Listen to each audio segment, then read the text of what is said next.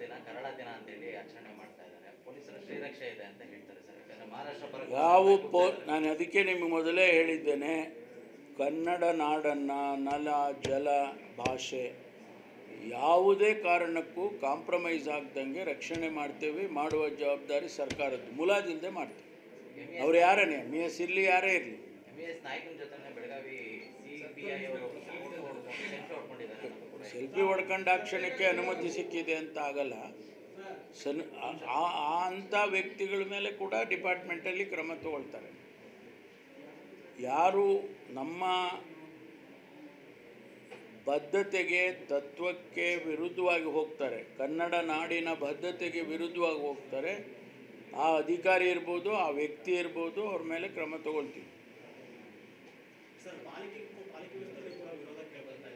ಯಾವುದು ಗ್ರಾಮ ಪಂಚಾಯತಿಗಳನ್ನ ಸೇರಿಸಿ ಆಗ್ಬೋದು, ವಿರೋಧ ಮಾಡ್ತಾರೆ. ನಾವು ಅದರ ಸಾಧಕ ಬಾಧಕಗಳನ್ನು ಅಧ್ಯಯನ ಮಾಡ್ತೀವಿ.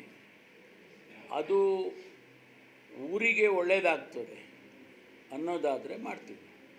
ಊರಿಗೆ ಒಳ್ಳೆಯದಾಗೋದಿಲ್ಲ ಅಂದರೆ ನಾವು ಮಾಡಲ್ಲ. ಈಗ